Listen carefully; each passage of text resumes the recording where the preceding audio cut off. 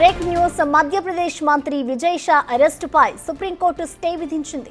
Colonel Sophia ఖురేషీపై Vijay అభ్యంతరకర వ్యాఖ్యలు చేశారు. దీంతో ఆయనను అరెస్టు చేసేందుకు మధ్యప్రదేశ్ పోలీసులు రంగం సిద్ధం చేశారు. అయితే తనను అరెస్టు చేయొద్దంటూ అత్యున్నత న్యాయస్థానాన్ని ఆశ్రయించారు.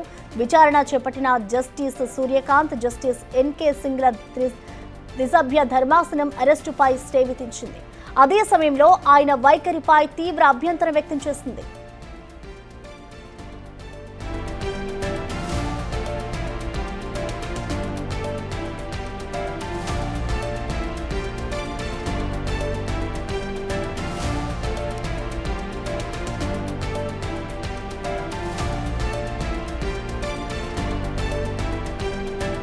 మధ్యప్రదేశ్ మంత్రి విజయ్ షా అరెస్టుపై అయితే సుప్రీంకోర్టు స్టే విధించింది. కల్నల్ సోఫియా ఖురేషీపై విజయ్ అభ్యంతరకర వ్యాఖ్యలు చేశారు. దీంతో ఆయనను అరెస్టు చేసేందుకు ఇటు మధ్యప్రదేశ్ పోలీసులు అయితే రంగం సిద్ధం చేశారు. అయితే తనను అరెస్టు చేయొద్దంటూ అత్యున్నత న్యాయస్థానాన్ని ఆశ్రయించారు.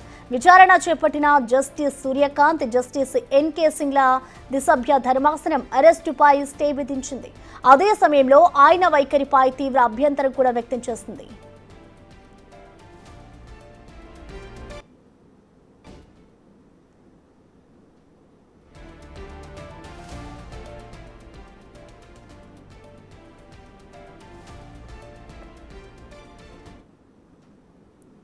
కోర్టు స్టే ఇచ్చిన అంశానికి సంబంధించిన పూర్తి అప్డేట్స్ ని ఢిల్లీ నుంచి మా ప్రతినిధి శివ అందిస్తారు. శివ,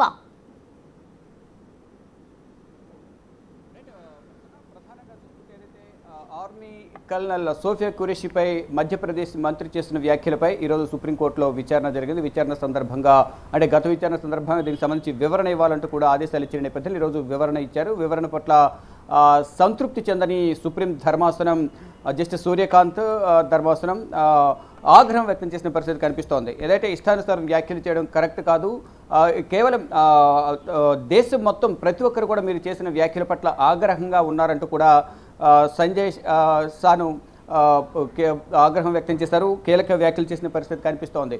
ఏదైతే మొత్తం ప్రపంచమంతా కూడా ఇద్దరు ఎవరైతే వింగ్ కమాండర్, మరోవైపు సోఫియా ఖురేషీని ఇద్దరిని అభినందిస్తున్న సమయంలో ఇటు సోఫియా ఖురేషీని ఉద్దేశించి అభ్యంతరకర వ్యాఖ్యలు చేసిన నేపథ్యంలోనే సుప్రీం ధర్మాసనం కూడా ఇటు మధ్యప్రదేశ్ మంత్రిపైన ఆగ్రహం వ్యక్తం చేస్తూ కీలక వ్యాఖ్యలు చేసింది. ఒకవైపు ఆగ్రహం వ్యక్తం చేసినప్పటికీ కూడా అరెస్టు సంబంధించి మాత్రం స్టే విధించి దర్యాప్తు అధికారులకు సహకరించాలి విచారణ సందర్భంగా అంటూ కూడా ఆదేశాలు జారీ చేశారు. మరోవైపు మధ్యప్రదేశ్కు సంబంధించిన ముగ్గురు సీనియర్ ఐపీఎస్ అధికారుల బృందంతో ఒక సిట్ను ప్రత్యేక సిట్ను ఏర్పాటు చేయాలి. దాంట్లో ఒక మహిళా అధికారిని కూడా స్థానం కల్పించాలంటూ కూడా మధ్యప్రదేశ్ డీజీపీకి సుప్రీం ధర్మాసనం ఆదేశాలు జారీ చేసింది. దానిలో భాగంగా రేపు ఉదయం 10 గంటలకల్లా ఈ సిట్ దర్యాప్తు బృందాన్ని ఏర్పాటు చేయాలి. ఏర్పాటు చేసి త్వరితగతిన దర్యాప్తు యొక్క పురోగతిని కేసు విచారణ చేసి దర్యాప్తు పురోగతిని సుప్రీంకోర్టుకు సమర్పించాలంటూ కూడా ఆదేశాలు జారీ చేసింది. దానిలో భాగంగా ఈ నెల 28కి తదుపరి విచారణను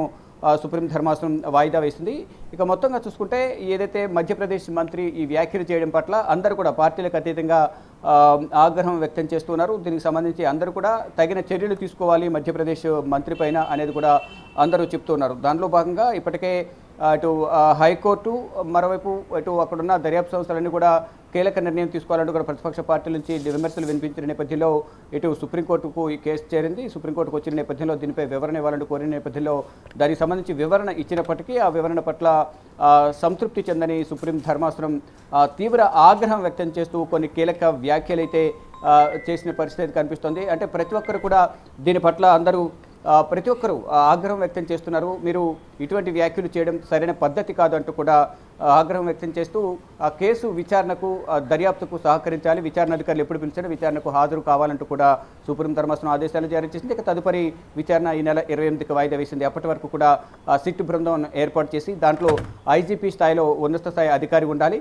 మరొక దీన్ని రేపు ఉదయం 10 దర్యాప్తు బృందం ఏర్పాటు చేయాలంటూ కూడా డీజీపీకి ఆదేశాలు జారీ చేసిన నేపథ్యంలో రేపు ఉదయం డీజీపీ ఒక బృందాన్ని ఏర్పాటు చేయబోతున్నారు. ఇక విచారణ చేసిన తర్వాత 28వ తేదీన ఇప్పటి వరకు జరిగిన విచారణకు సంబంధించి పురోగతిని సుప్రీం ధర్మాసనానికి వారు నివేదిక ఇవ్వాల్సి ఉంటుంది. తదుపరి విచారణ 28కి వాయిదా వేశారు.